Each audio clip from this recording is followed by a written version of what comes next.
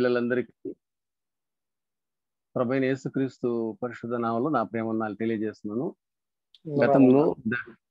గతంలో మీ దగ్గరికి వాక్యము అన్న విషయం మీద ధ్యానం చేసాము. దేవుడు వాక్యంలో ఉన్న పోలికలను వివరించాడు. మనం అందరం విన్నాం. వాక్యం యొక్క పోలికలు మనం చూడగలిగినాం. The metaphor of word, God's word. ఆ వాక్యము మన జీవితాల్లో అన్ని పోలికల్లో నడిపిస్తూ ఉండగా ఈ వాక్యం పట్ల మన యొక్క ఆసక్తి,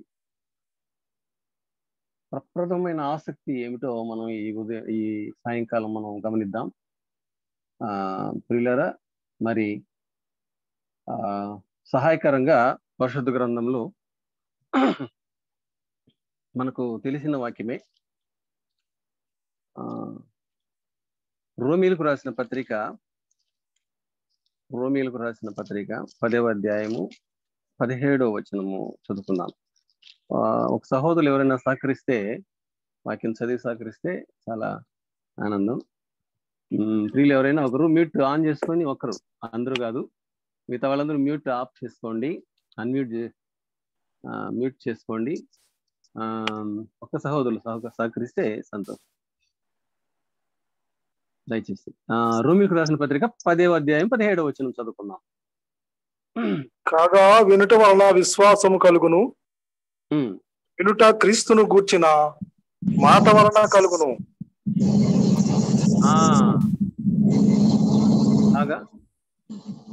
కాగా వినుట వలన విశ్వాసము కలుగును, వినుట క్రీస్తును గూర్చిన మాట వలన కలుగును.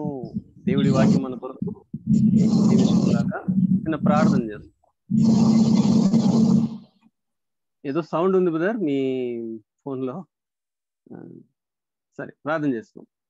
పరిశుద్ధమైన మా ప్రియ పరలోకపు తండ్రి, మహాగణుడ, మహోన్నతుడ, సర్వోన్నతుడ, వాక్యమై ఉన్న మీ ప్రియ కుమారుని బట్టి మీకు స్తోత్రములు చెల్లిస్తూ ఉన్నాం. మా తండ్రివి, మా రాజువు, మా పాలకుడవు, అందులో బట్టి మీకు స్తోత్రములు. మమ్మల్ని మీ ప్రియ కుమారుని ద్వారా సమాధానపరుచుకొని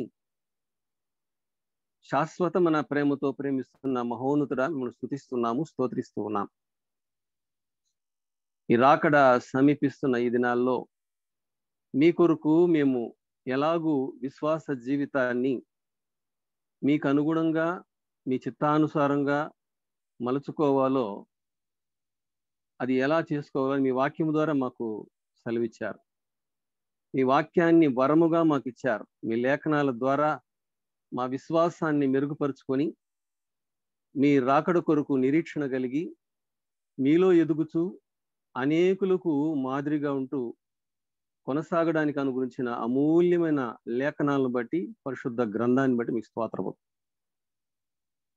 ఇదిగో మా ప్రియ రక్షకుడు, ప్రాణ విమోచకుడైన యేసుక్రీస్తుని బట్టి మిమ్మల్ని స్తుతిస్తున్నాము, స్తోత్రిస్తూ ఉన్నాము. ఈ సాయంకాల వేళ ఇదిగో మా ప్రభు ఇలాగున్న మమ్మల్ని అందరినీ సమకూర్చారు. బాన్సువాడ క్రిస్టియన్ అసెంబ్లీ ద్వారా మాకు అనుగురించిన ఈ సన్నిధిని బట్టి, సహవాసాన్ని బట్టి మీకు స్తోత్రములు చెల్లిస్తున్నాం. మీరు ఈ సాయంకాలం మాతో మాట్లాడమని వేడుకుంటున్నాం. చేరి వచ్చిన ప్రతి ఒక్కరిని మీ కరుణగల, కృపగల హస్తానికి అప్పగిస్తున్నాం. వినగల చెవులు, గ్రహించగల మనస్సును మాకందరికీ దయచేయండి. నాకును మా అందరికీ దయచేయండి.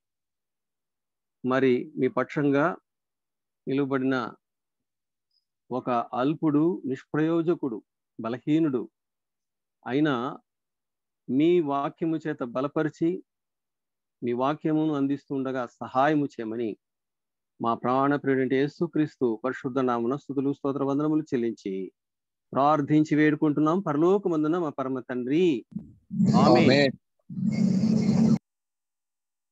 ప్రియులారా, మనము గతములో దేవుని వాక్యం యొక్క పోలికలు, మెటఫర్స్ ఆఫ్ గాడ్స్ వర్డ్ మనము చూసుకున్నాం.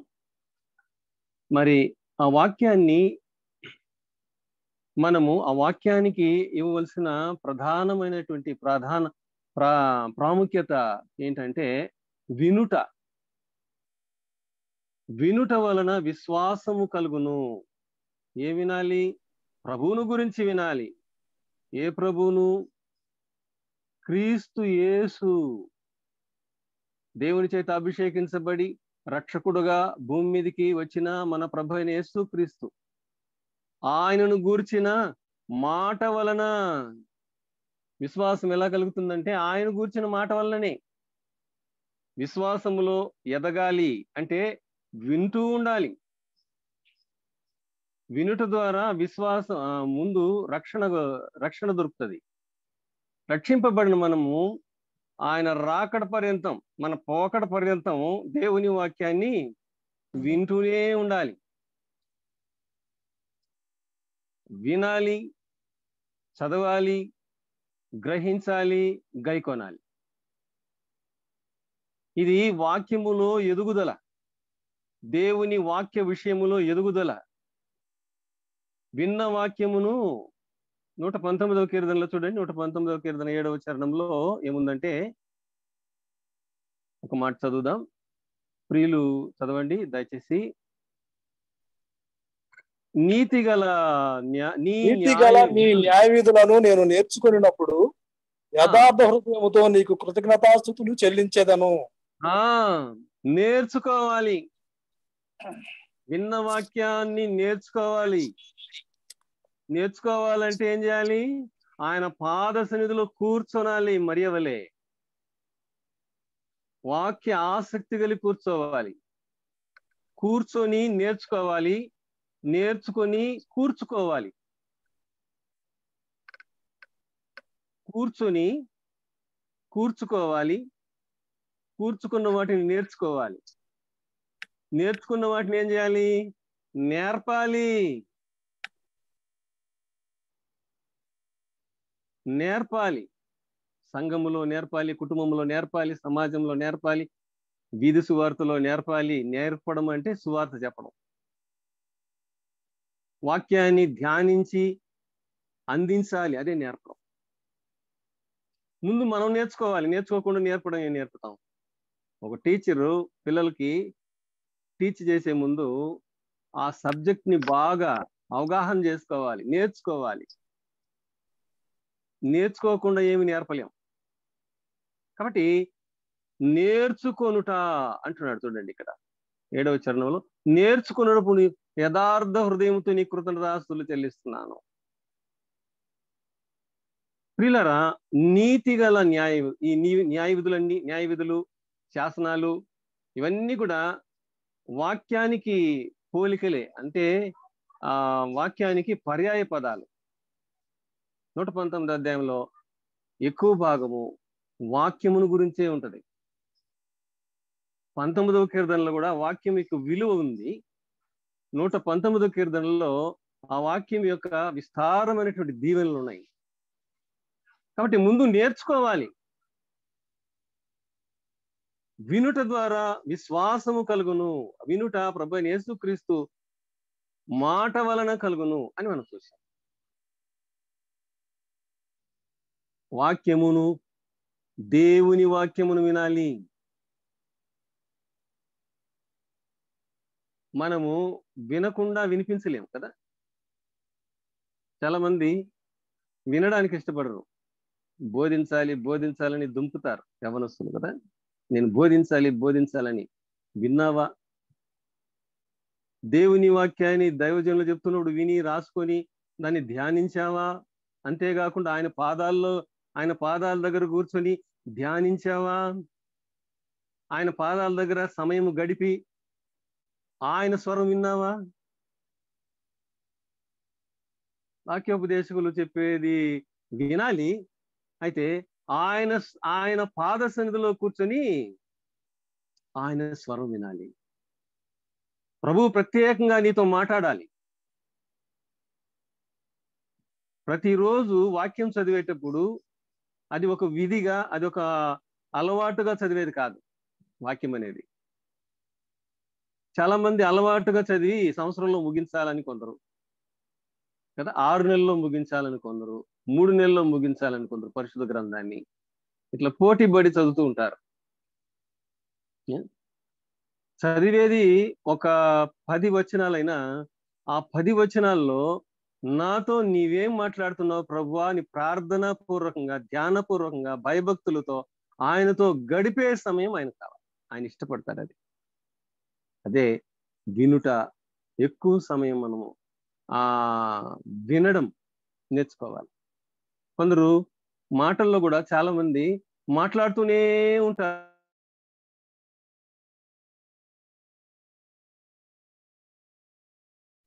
వినేవాళ్ళు విజ్ఞాని అంటారు. నేను అన్నాను, నేనేగా చాలా మంది అనడం. వినేవాడే విజ్ఞాని. ఊరికే మాట్లాడేవాడు ఇంకా మీరే అనుకోవాలి అజ్ఞాని. అజ్ఞానులు ఏం చేస్తే వినరు, ఇష్టపడరు, వినడం ఇష్టపడరు వాళ్ళు. ఒక డాక్టర్ అయినా ఎవరైనా కూడా కానీ, ఒక డాక్టర్ ఏం చేస్తారు, వినడానికి ఇష్టపడతారు. నువ్వేం చెప్తావు ముందు చెప్పు, నీ ప్రాబ్లం ఏమిటి అని ఒక ప్రశ్న వేసేస్తే తను చెప్పాలి తన ప్రాబ్లం అంతా. చెప్పకుండా ఏం ట్రీట్మెంట్ ఇవ్వగలడు? చెప్పింది వినకుండా, విని ఆలోచించకుండా ఏ మెడిసిన్ ఇవ్వగలడు?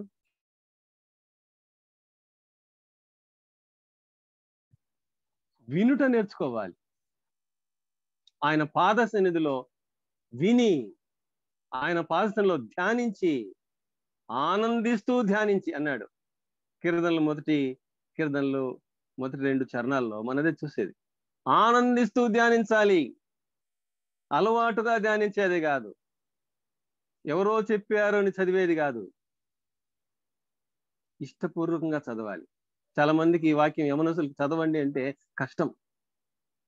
నష్టపోయేది వారే కదా. ఇష్టపూర్వకంగా చదవాలి,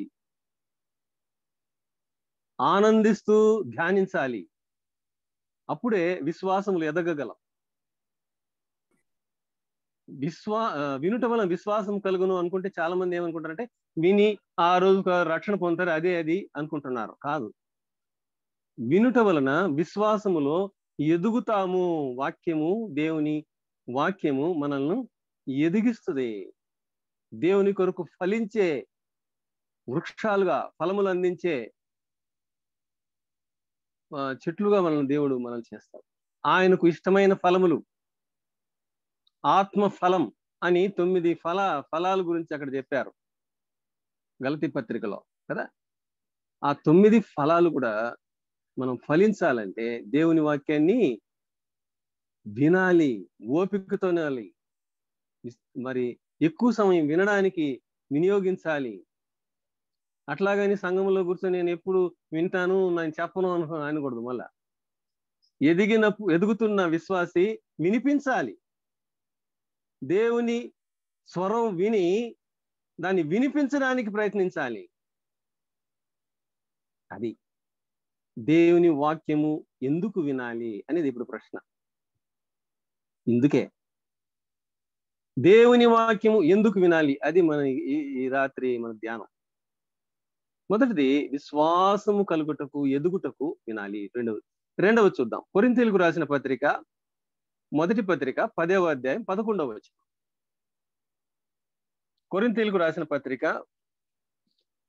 మొదటి పత్రిక 10వ అధ్యాయము 11వ వచనం. 10-11. ఈ సంగతులు దృష్టాంతముగా వారికి సంభవించి యుగాంతమందున్న మనకు బుద్ధి కలుగుటకై వ్రాయబడెను. దృష్టాంతములుగా వారికి సంభవించింది ఇశ్రాయేలీయులకి. ఇవని ఈ సంగతులు జరిగిన పై సంగతులు. శనిగారు, గొనిగారు, రాలిపోయారు, కూలిపోయారు కదా. అవి శోధించారు, ప్రభువుని వేధించారు, బాధించారు, కష్టాల్లో పడ్డారు. ఈ సంగతులు దృష్టాంతములుగా ఉండడానికి వారికి సంభవించి యుగాంతమందున్న మనకు బుద్ధి కలుగుటకు, బుద్ధి కలుగుటకై వ్రాయబడెను. దేవుడు వ్రాయించాడు, పరిశుద్ధాత్ముని సహాయముతో దేవుడు వ్రాయించాడు. ఎందుకు? మనకు బుద్ధి కలుగటానికి. మనం ఎక్కడున్నాం? యుగాంతములో ఉన్నాం, అంత్య దినాల్లో ఉన్నాం, అపాయకర దినాల్లో ఉన్నాం. బుద్ధి కలగడానికి. కీర్తనల గ్రంథంలో 14వ అధ్యాయం నుంచి చూడండి, 1వ వచనం, 1 నుంచి 3 వచనాల వరకు, 3 చరణాల వరకు. 1 to 3 14వ కీర్తన మొదటి 3 చరణాలు చదువుదాం. దేవుడు లేడని బుద్ధిహీనులు తమ హృదయములో అనుకొందురు. వారు చెడిపోయిన వారు అసహ్య కార్యములు చేయుదురు. మేలు చేయవాడు ఒకడునూ లేడు. వివేకము కలిగి దేవుని వెదకవారు కలరేమో అని యెహోవా ఆకాశం నుండి చూచి నరులను పరిశీలించెను. వారందరూ దారి తొరిగి బొత్తిగా చెడిపోయి ఉన్నారు. మేలు చేయవారు ఎవరునూ లేరు, ఒక్కడైనను లేడు. ఒక్కడైనా లేడు, మేలు చేయవాడు ఒక్కడైనా లేదు. బుద్ధిహీనులు ఏం చెప్తారు? దేవుడు లేదు అంటారు. దేవుడు లేదు అనే వాళ్ళంతా బుద్ధిహీనులే. బుద్ధి కలుగుటకే దేవుడు యుగాంతమందును మనకు రాశాడు, రెండవదిగా వ్రాయించి ఉంచాడు. రెండవదిగా మనం చూసేదేంటి? బుద్ధి కలుగుటకు, విశ్వాసము కలుగుటకు, బుద్ధి కలుగుటకు దేవుని వాక్యాన్ని మనం వినాలి. మూడవదిగా చూద్దాం. మూడవదిగా 4వ అధ్యాయం, హెబ్రీయులకు రాసిన పత్రిక 4వ అధ్యాయం 12వ వచనం. హెబ్రీయులకు రాసిన పత్రిక 4:12. 4వ అధ్యాయం 12వ వచనం. ఎందుకనగా దేవుని వాక్యము సజీవమై బలము గలదై రెండంచులు గల ఎటువంటి కట్నము కంటెను వాడిగా ఉండి ప్రాణాత్మలను కీళ్లను మూలుగాను విభజించునంత మట్టుగా దూరుచు హృదయం యొక్క తలంపులను ఆలోచనలను శోధించుచున్నది. మన హృదయం యొక్క తలంపులను శోధించేది వాక్యం. శోధించబడాలి. హృదయం యొక్క ఆలోచనలు, హృదయ ఆలోచనలు విశ్వసించిన తర్వాత డైరెక్ట్ గా 100% పరిశుద్ధులైపోలేం కదా. అనేక సంభవాలు మనల్ని, తలంపులు ప్రభు సన్నిధిని తప్పించేవిగా ఉంటాయి, ప్రభు మార్గంలోని తప్పించేవిగా ఉంటాయి, ప్రభు మార్గముల నుండి వెనుకలాగేవి ఉంటాయి. అపవాది చేసే కార్యం అదే. విననీయుడు, చదవనీయుడు, అసలు గ్రహించనీయుడు, ఏదో ఒక ఆటంకం తెస్తా ఉంటాడు. కాబట్టి హృదయం యొక్క ఆలోచనలు, హృదయము భయంకరమైంది అని చూసాం, ఘోరమైంది, ఘోరమైన వ్యాధి కలది. వ్యాధి బాగు చేసాడే కానీ దాని లక్షణాలు ఇంకా పోవు కదా. హృదయం తలంపులు కొన్నిసార్లు దేవుని సన్నిధి నుండి ప్రక్కకు నడిపించేవి ఉంటాయి. జాగ్రత్తగా ఉండాలి. హృదయం యొక్క ఆలోచనలు, తలంపులు పరీక్షించుకోవాలి, పరిశీలించుకోవాలి దేవుని వాక్యం ద్వారా. అందుకే వినాలి దేవుని వాక్యం. 4వదిగా చూద్దాం. 4వదిగా 119వ కీర్తన 50వ చరణం. 119వ కీర్తన 50వ చరణం. 119వ కీర్తన 50వ. ఈ వాక్యము నన్ను బ్రతికించి ఉన్నది, నా బాధలలో ఇదే నాకు నెమ్మది కలిగించుతున్నది. వాక్యము బ్రతికించేది వాక్యం, నెమ్మది కలిగించేది వాక్యం. దావీదు అంటున్నాడు, నీ వాక్యము నన్ను బ్రతికించినది. ఎక్కడ నెమ్మది? నా బాధలో, నా వేదనలో, నా కన్నీటిలో, నా దుఃఖములో, నా కష్టాల్లో ఏం చేస్తుంది దేవుని వాక్యం? నెమ్మది కలుగు చేస్తుంది. ఇది అర్థం చేసుకున్న వాళ్ళకి ఆ నెమ్మదిని అనుభవిస్తారు. మనము దుఃఖములో ఉన్నవారిని, బాధలో ఉన్నవారిని, వేదనలో ఉన్నవారిని మనం దర్శించి వాక్యం చదవండి అంటే వాళ్ళకు ఈ వాక్యం చదువు అంటారు, వీళ్ళకి ఏం తెలుసు మన కష్టాలు అనుకుంటారు. విశ్వాసి లోతుగా వెళ్తూ దేవుని కొరకు ఎదుగుతున్న విశ్వాసికి మరి దేవుని వాక్యాన్ని, దేవుని వాక్యం యొక్క విలువ తెలిసి వినడానికి ఇష్టపడతారు. బుద్ధి కలుగుటకు, బ్రతుకుటకు, బాధలలో నెమ్మది కలుగుటకు దేవుని వాక్యము చదవాలి. వాక్యం ఎందుకు చదవాలి? చాలా మందికి ఇది ఒక సంఘంలో మనము ప్రసంగిస్తున్న వాక్యం చదవండి, చదివారా అని అడిగితే ఎందుకు చదవాలి? యవనస్తులకి ఇప్పుడు అదే ఒక ప్రశ్న. ఎందుకు చదవాలి? ఏముంది? 66 గ్రంథాలే కదా, మాకు అన్నీ తెలుసు, మేము నెట్లో వెళ్ళి ఇంకా ఎక్కువ చెప్పగలము, ఈ చరిత్రలన్నీ ఇంకా ఇంకా లోతుగా చెప్పగలము. ఇప్పుడు వచ్చినాయి నెట్. దేవుని పరిశుద్ధ గ్రంథాన్ని మించిన జ్ఞానం ఎక్కడ లేదు ప్రియులారా. సైంటిస్ట్ కూడా దేవుని వాక్యాన్ని మించిపోలేడు. ఎంతో మంది సైంటిస్టులు వచ్చారు కానీ ఇంకా ఆయన ఆ జ్ఞానాన్ని, విశ్వములో ఆయన సృష్టించిన వాటిని ఇంకా కనుగొనలేకపోతారు. కనుగొంటూనే ఉన్నారు. ఎన్ని వ్యాధులకు అన్ని మందులు కనుగొంటున్నా కొత్త వ్యాధులు పుట్టుకుని వస్తున్నాయి. అర్థం కాని వ్యాధులు చూసారా, మందులు దానికి కనుగొంటూనే ఉన్నారు, కనుగొనలేకపోతున్నారు. పక్షులు ఎన్ని జాతులు ఉన్నాయి కనుగొనగలిగినారు పూర్తిగా లేదు. ఇంకా జంతువులు ఎన్ని జాతులు ఉన్నాయి అన్ని కనుగొనగలిగిన లేదు. జలచరాలు యొక్క చరిత్ర తెలుసుకుంటున్నారు, అది లేదు. ఇంకా కనుగొంటూనే ఉన్నారు. దేవుని జ్ఞానాన్ని మించి ఎవరు పోలేరు. కాబట్టి బ్రతుకుటకు దేవుని వాక్యాన్ని వినాలి. ఏం బ్రతుకు ఇది? ఈ శరీర సంబంధం బ్రతుకు కాదు, ఆత్మ సంబంధమైన, ఆయనకి ఇష్టమైన, ఆయన చిత్తానుసారమైన బ్రతుకు. 4 విషయాలు చూసాం. విశ్వాసము కలుగుట, విశ్వాసము ఎదుగుటకు దేవుని వాక్యాన్ని వినాలి. బుద్ధి కలుగుటకు దేవుని వాక్యం వినాలి. హృదయం యొక్క తలంపులను, ఆలోచనలను ఆయన ఆధీనములో ఉంచుకోవడానికి ఆయన వాక్యం చదవాలి. బ్రతుకుటకు, సరి అయిన బ్రతుకు, విశ్వాసపు బ్రతుకు, దేవుడు కోరిన, దేవుడు ఇష్టపడే బ్రతుకు, దేవుని చిత్తానుసారంగా బ్రతికి ఏం ప్రయోజనం? లోకంలో ఒక నానుడు ఉంది, బ్రతుకుంటే ఏంది బల్సాక అమ్ముకొని బతకొచ్చు అని. ఊపిరుంటే ఉప్పు అమ్ముకొని బతకొచ్చు అంటారు కదా కొన్ని. ఊపిరుంటే ఉప్పు అమ్ముకొని బతకొచ్చు అంట. బ్రతికి దేవుని చిత్తానుసారం ఊపిరి ఉండేమి పోతే ఏమి? విశ్వాస సంబంధమైనటువంటి బ్రతుకు దేవునికి కావాలి. రక్షణ పొందిన నీవైనా నేనైనా మన బ్రతుకులు దేవుని చిత్తానుసారంగా ఉన్నాయా అని మనం పరిశీలించుకోవాలి. బ్రతుకుట కొరకు 5వ చూద్దాం. కీర్తనల గ్రంథం 119 9వ చరణం. 9వ చరణం. యవ్వనస్తులు దేని చేత తమ నడత శుద్ధిపరచుకొందురు? నీ వాక్యమును బట్టి దానిని జాగ్రత్తగా చూసుకొనుట చేతనే కదా. నడత శుద్ధి చేసుకుంటూ దేవుని వాక్యాన్ని వినాలి. నడక వేరు, నడత వేరు. చాలా మంది ఇక్కడే పొడబడుతూ ఉంటారు కదా, నడక అంతా ఒకటే అనుకుంటారు. నడక అంటే శరీర సంబంధం, నడత అంటే హృదయ సంబంధం, ఆత్మ సంబంధమైన నడతను శుద్ధి చేసుకోవాలి.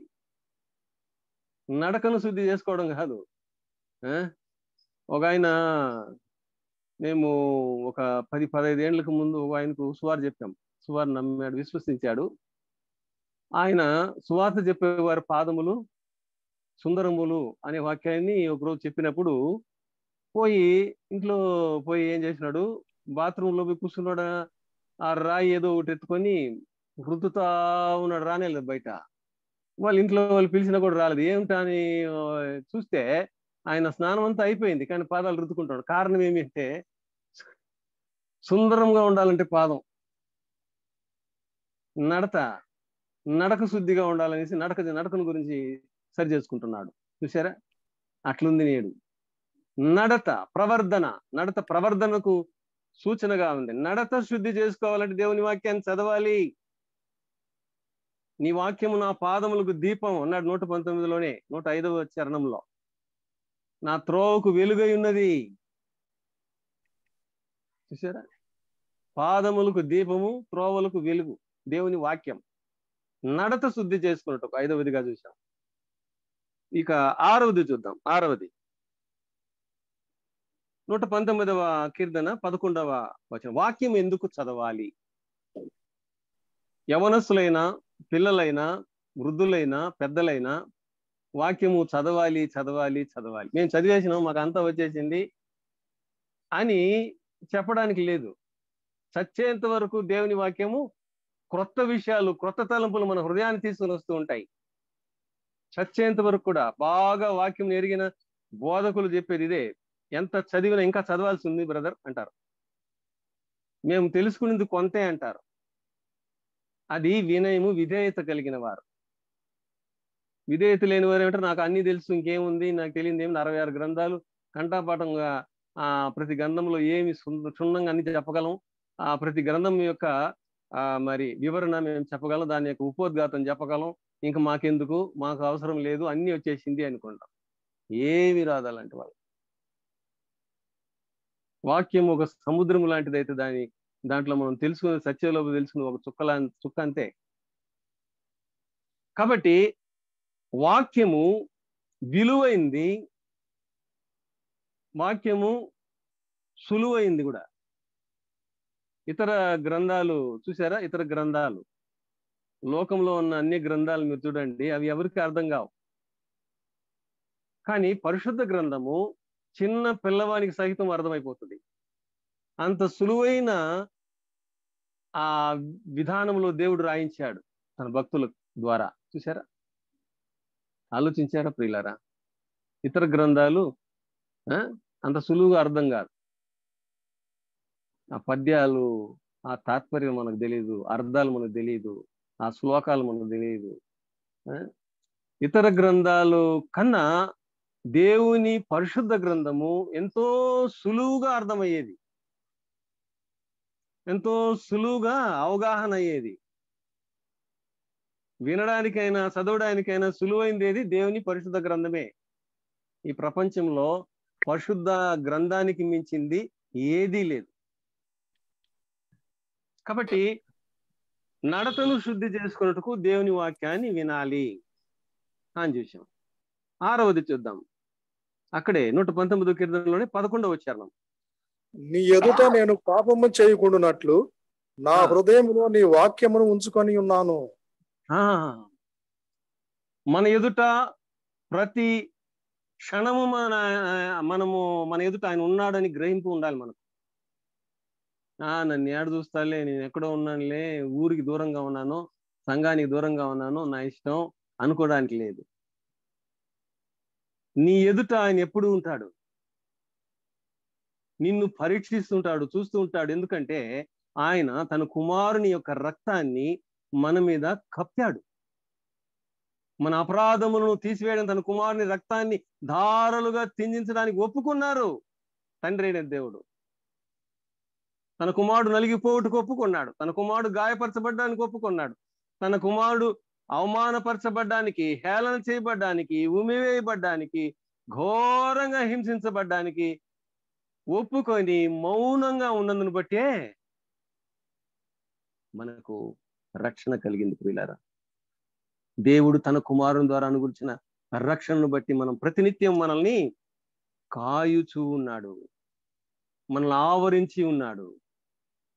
పైన నీవే, నా ప్రక్కన నీవే, నా ఎదుట నీవే, నా వెనుక నీవే అంటాడు దావీదు కదా.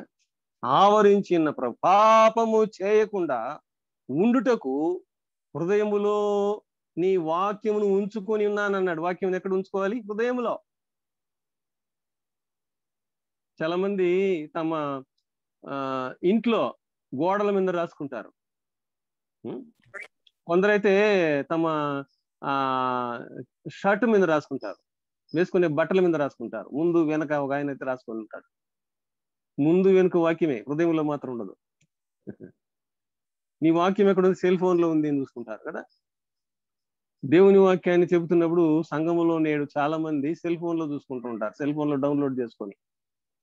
బైబిల్ తేవడానికి బద్ధకమయ్యి ఈ సెల్ ఫోన్ తీసుకొని వచ్చి అక్కడ చూడండి, పాటల బుక్ తేరు, బైబిల్ తేరు.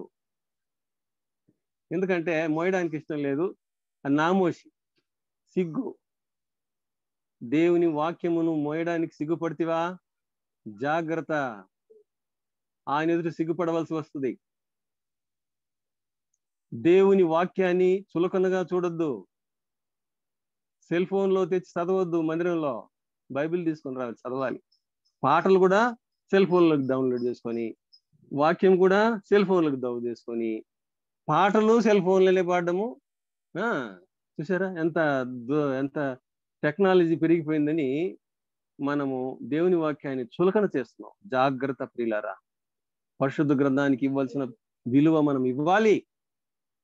ఇక్కడ మేము ఒకసారి మీటింగ్ అని మన బ్రదరు ప్రకాష్ రాజు గారిని పిలిచాం, దైవ సేవకులు కర్నూలు నుండి వాక్యోపదేశకులుగా పిలిచినప్పుడు ఆయన వాక్యం చెప్తున్నాడు. ఒక యవనస్తుడు ఏం చేస్తుంటే సెల్ ఫోన్ తీసుకుని చదివాడు. వెంటనే ఆయన ఖండించారు, ఆ సెల్ ఫోన్ చేతిలో పెట్టి, వద్దు, సెల్ ఫోన్ చదివితే నేను చెప్పను వాక్యం, బైబిల్ తెచ్చావా తేలేదా, పో ఇంటికి పోయి బైబిల్ తేవో. చూసారా, పరిశుద్ధ గ్రంథం విలువైన గ్రంథం, గౌరవించదగిన గ్రంథం, దానికి గౌరవం ఇవ్వాలి. మనం వినయము విధేయత కనపరచాలి. పరిశుద్ధ గ్రంథము సెల్ ఫోన్ ఒకటి అయిపోదు. సెల్ ఫోన్లో పనికిరానివన్నీ చూస్తే అదే సెల్ ఫోన్లో బైబిల్ కూడా పెట్టు, బైబిల్ డౌన్లోడ్ చేసుకోవద్దని చెప్పడంలే, కానీ దాన్ని వినియోగించవలసిన చోట వినియోగించాలి. దేవుని మందిరంలో కూర్చొని సెల్ ఫోన్లో చదవడం చాలా పొరపాటు పిల్లరా. కాబట్టి పరిశుద్ధ గ్రంథాన్ని మనము గౌరవించాలి, మోయాలి. ఈరోజు నీవు మోస్తే రేపు నిన్ను మోస్తుంది. దేవుని వాక్యం అంతా విలువైంది, సులువైంది. కాబట్టి పాపము చేయకుండా ఉండాలంటే హృదయములో, పాకెట్లో కాదు, బీరోలో కాదు కదా, సెల్ ఫోన్లో కాదు, ఇంకెక్కడ, నోట్లో కాదు. కొంత నోట్లోనే ఉంటుంది వాక్యం, హృదయంలో ఉండదు. నోట్లో కాదు, బుర్రలో కాదు, హృదయములో దేవుని వాక్యం ఉండాలి, పాపం చేయకుండా ఉండాలి. 7వదిగా మనం చూద్దాం. చూడండి, యాకోబు పత్రిక 1వ అధ్యాయము 22 నుంచి 24 వరకు చదువుదాం.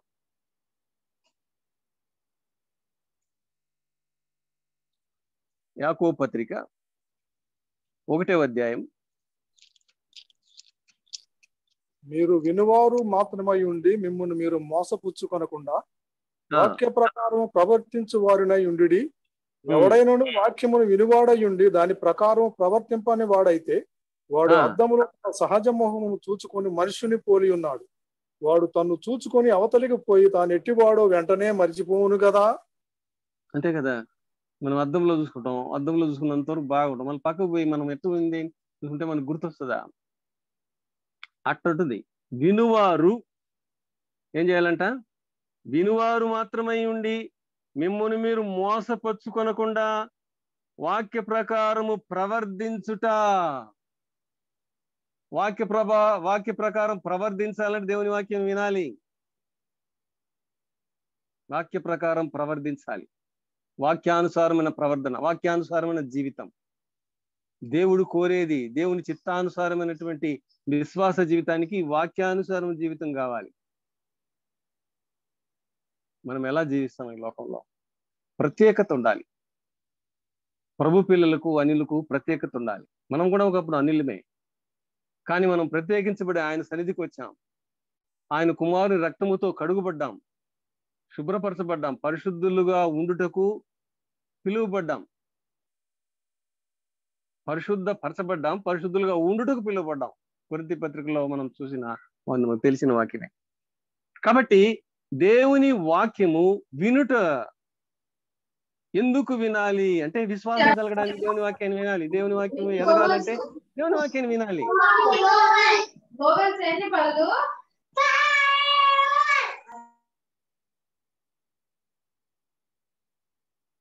బుద్ధి కలుగుటకు దేవుని వాక్యాన్ని వినాలి. హృదయం యొక్క ఆలోచనలు, తలంపులు పరీక్షించుకోవడం దేవుని వాక్యాన్ని వినాలి. బ్రతుకుటకు దేవుని వాక్యాన్ని వినాలి. ఆయన చిత్తానుసారమైన బ్రతుకు, బాధలలో నెమ్మది కలుగుటకు దేవుని వాక్యాన్ని వినాలి. దుఃఖములో శాంతి కలుగుటకు, ప్రశాంతత కావాలంటే దేవుని వాక్యాన్ని వినాలి. కష్టాల్లో నెమ్మది కావాలంటే దేవుని వాక్యాన్ని వినాలి. నడతను శుద్ధి చేసుకుంటకు దేవుని వాక్యాన్ని వినాలి. పాపము చేయకుండా ఉండాలంటే హృదయములో ఉంచుకొని దేవుని వాక్యాన్ని వినాలి. దేవుని వాక్య ప్రకారము నడుచుకుంటకు, ప్రవర్తించుటకు దేవుని వాక్యాన్ని వినాలి. అప్పుడే ఆశీర్వాదం దీవెన కలుగును అని మనం చూస్తాం. ఏ ఆశీర్వాదం? భూ సంబంధమైన ఆశీర్వాదం కాదు. దేవుని వాక్యాన్ని ఎక్కువ వినేసి భూ సంబంధమైన ఆశీర్వాదాలు వచ్చేవి. పర సంబంధమైన ఆశీర్వాదములు, పర సంబంధమైన ఆశీర్వాదం మనకు కావాలంటే దేవుని వాక్యాన్ని మనం వినాలి. పర సంబంధమైన ఆశీర్వాదం అంటే చూడండి, ఎఫెసీయులకు రాసిన పత్రిక 1వ అధ్యాయం 3వ వచనంలో మనం చదువుదాం. ఎఫెసీయులకు రాసిన పత్రిక 1వ అధ్యాయం 3వ వచనం. మన ప్రభువైన యేసు క్రీస్తు యొక్క తండ్రియగు దేవుడు స్తుతింపబడును గాక. ఆయన క్రీస్తునందు పరలోక విషయములలో ఆత్మ సంబంధమైన ప్రతి ఆశీర్వాదమును మనకు అనుగ్రహించాను. అనుగ్రహించును నుందే, అనుగ్రహించెను నుందే. అనుగ్రహించను, ఇచ్చేశారు. ఇచ్చేశాడు, అనుగ్రహించేశాడు. ఏది? పర సంబంధమైన ఆశీర్వాదం. నేడు భూ సంబంధమైన ఆశీర్వాదాల కొరకు ప్రాకులాడుతా ఉన్నారు కదా. భూ సంబంధమైన ఆశీర్వాదాలను ప్రకటిస్తున్నారు, వాటికే ఎక్కువ విలువిస్తున్నారు. భూ సంబంధమైన ఆశీర్వాదాలు ప్రకటించేదగ్గ చూడండి ఎంతమంది ఉంటారో. వేల సంఖ్యలో, లక్షల సంఖ్యలో ఉంటారు. ఇప్పుడే నీకు అన్ని జరిగిపోతాయి, నువ్వు కోరినవి దొరికిపోతాయి, నీ కష్టాలు పోతాయి, నీ కేసులు, కోర్టు కేసులను కొట్టివేయబడతాయి, పిల్లలకు ఉద్యోగాలు వచ్చేస్తాయి, వివాహాలు అయిపోతాయి, బిడ్డలు కలిగిపోతారు మేము ప్రార్థన చేస్తే. మీరు ప్రార్థన చేయాలంట. మన మధ్యవర్తి ఎవరు? ప్రభువే. మనకు యుక్తంగా ప్రార్థన చేయడం ఎలాగో తెలియదు అనే వాక్యాన్ని మర్చిపోతారు వాళ్ళు. మేం చేసేదే యుక్తం అనుకుంటూ ఉంటారు కదా కొందరు. ప్రజలను అమాయకులుగా చేసి, చూసారా, ప్రజలను అమాయకులుగా చేసి మేము ప్రార్థన చేస్తేనే నీకు ఆశీర్వాదం. ఏ ఆశీర్వాదం ఇది? భూ సంబంధమైన ఆశీర్వాదం శాశ్వతమా? భూ సంబంధమైన ఇండ్లు, భూ సంబంధమైన స్థలాలు, పొలాలు, వాహనాలు, వస్త్రాలు అవసరమా? అవసరం, అనవసరం అనడం లేదు. తగినంత మాత్రం, దేవుడిచ్చినంత మాత్రం చాలు. మీకు కోట్లు వచ్చేస్తాయి. ఇదే లాటరీ టికెటా? దేవుని వాక్యాన్ని నేడు తప్పించేసి దేవుళ్ళలాగా వీళ్ళే ప్రబలిపోతున్నారు. ఆశీర్వాద బోధలు ఎక్కువైపోయినాయి నేడు. టీవీల్లో చూడండి, ఆశీర్వాద బోధలు ఎక్కువ. ఒక్కరైనా రక్షణ గురించి చెప్తారంటే రక్షణ స్వార్థ ముఖ్యం. ఈ ఆత్మరక్షణ లేకుండా ఈ భూ సంబంధమైన ఆశీర్వాదాలు దేనికి పనికి వస్తుంది? ఇక్కడ అంటున్నాడు కదా, ఆత్మ సంబంధమైన ప్రతి ఆశీర్వాదమును మనకు అనుగ్రహించెను. ప్రభువైన యేసుక్రీస్తు మరణ పునరుద్ధానముల ద్వారా ఆనాడే 2020 సంవత్సరాలకు మునిపే దేవుడు కల్వరి శిలువలో అనుగ్రహించేశాడు ఆత్మ సంబంధమైన ఆశీర్వాదములు, పర సంబంధమైన ఆశీర్వాదములు. చూసారా ఏది ముఖ్యం? ఇదంతా దేవుని వాక్యాన్ని వినుట వలనే కలుగుతాయి. దేవుని వాక్యాన్ని వింటున్నారా? వింటున్నవారు విశ్వసిస్తున్నారా? విశ్వసిస్తున్నారు, వినిపిస్తున్నారా? ఇది ఒక క్రమంలో చూడండి. వినాలి, విశ్వసించాలి, వినిపించాలి. నువ్వు విశ్వసించకుండా ఏం వినిపిస్తావు ఇతరులకి? ప్రియులారా, ఆలోచన చేద్దాం. దేవుని వాక్యాన్ని ఎందుకు వినాలి? దేవుని వాక్యం యొక్క పోలికలు మనం చూసాం ఈ రాత్రి. దేవుని వాక్యాన్ని ఎందుకు వినాలి? సమయం మించిపోయింది. ఇంకో 2-3 వచనాలు చదివేస్తున్నాం. చూడండి, సామెతల గ్రంథం 5వ అధ్యాయం 12వ వచనం. సామెతల గ్రంథం 5వ అధ్యాయం 12వ వచనం.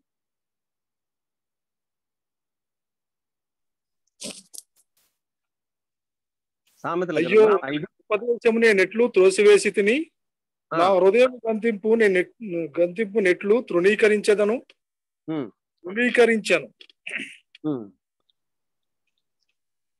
5వ అధ్యాయము 12వ వచనం. అయ్యో ఉపదేశం నేనెట్లు త్రోసివేసి తిని, అయ్యో ఉపదేశం నేటు త్రోసివేసి తిని, నా హృదయం గద్దింపునట్లు తృణీకరించాను. నేడు యవనస్తులకి దేవుని వాక్యాన్ని వినడం అంటే ఆ త్రోసి వేస్తారు, నెగ్లెక్ట్ చేస్తారు కదా. ఆ తర్వాత ఆ వాక్యం యొక్క విలువ తెలుసుకున్నప్పుడు బాధపడతారు. అయ్యో, నేను ఉపదేశం నేను ఎట్లా త్రోసి వేస్తే నేను బాధపడతారు. అప్పుడు బాధపడి ఏం ప్రయోజనం? వయసంతా అయిపోయినాక ఒక పాట ఉందంట, అదేదో ఒక పాట, వయసంతా అయిపోయినాక ఇప్పుడు కళ్ళు కానలేకపోవటం లేదు, శక్తి లేకపోతున్నాం, లేచి నిలబడలేకపోతున్నాం, కూర్చోలేకపోతున్నాం, ప్రార్థన చేయలేకపోతున్నాం, మోకాళ్ళు అరిగిపోయింది. ఆ వయసులో ఉన్నప్పుడు దేవుని వాక్యాన్ని వినలేదు, దేవుని వాక్యాన్ని తృణీకరించాను, దేవుని వాక్యాన్ని ప్రకటించలేదు, సువార్త చెప్పలేదు, ఒక ఆత్మని రక్షించలేదు. ఆ సమయాన్నంతా, ఆ బలాన్నంతా వ్యర్థంగా వినియోగించి, స్వార్థానికి వినియోగించి, స్వలాభానికి వినియోగించి, ఇప్పుడు దేవుని ఉపదేశాన్ని తృణీకరించి ఇప్పుడు దేవుని వాక్యం యొక్క విలువ చదువుతా ఉంటే అర్థమవుతా ఉంటే అయ్యో అయ్యో అయ్యో అయ్యో బాధ. కాబట్టి మానవునికి మరొక తరుణం లేదు.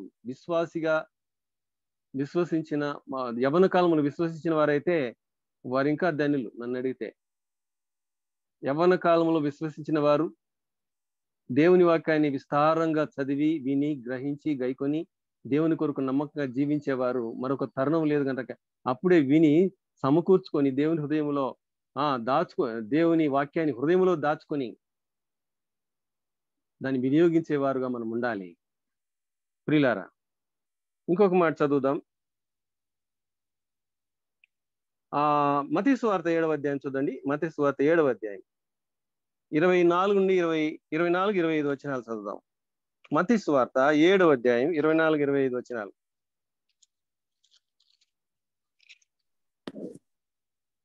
కాబట్టి ఈ నా మాటలు విని వాటి చొప్పున చేయువాడును బండ మీద తన ఇల్లు కట్టుకుని బుద్ధిమంతుని పోలియుండును.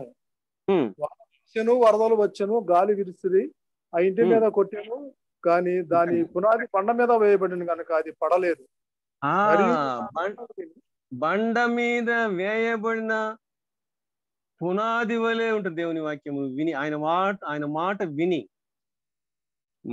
విని వాటి చొప్పున చేయు ప్రతివాడు బుద్ధిమంతుడు. బండ మీద ఇల్లు కట్టుకున్న వానితో సమానం.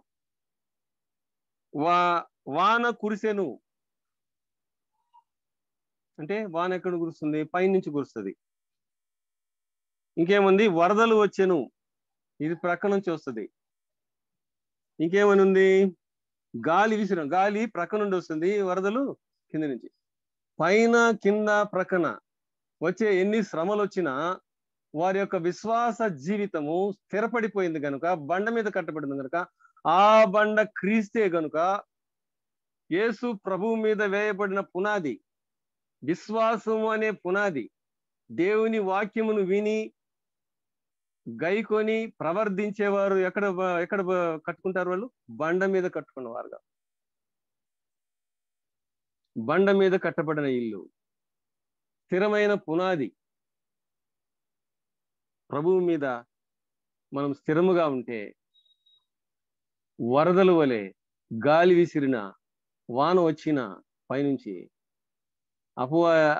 ఈ లోకాధికారి ఉన్నాడు కదా, వాడు పైనుంచి కష్టాలు తెస్తాడు. ప్రక్క నుంచే అంటే బంధుమిత్రులు, స్నేహితులు వీళ్ళ ద్వారా వచ్చేవి కదా, గాలి విసిరేది, వరదలు వచ్చేది, కింది నుంచి ఉక్కేవి. అన్ని చోట్ల, ఎన్ని సైడ్ల నుంచి ఏం వచ్చినా కూడా కదలరు.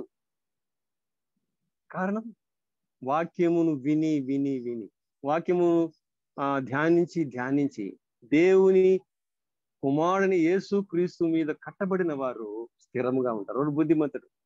వినని వారి గురించి ఆ తర్వాత ఉంది, మనకు అది అవసరం లేదులేండి. అది కూడా అవసరం. వినకుంటే ఏమవుతుంది? ఇసుక మీద కట్టిన వాళ్ళలాగా వరద వస్తే కొట్టుకుపోతుంది, వాన వస్తే కొట్టుకుపోతుంది, గాలి విసిరినా కొట్టు. కాబట్టి ప్రియులారా, మనం దేవుని వాక్యానికి విలువ ఇవ్వాలి.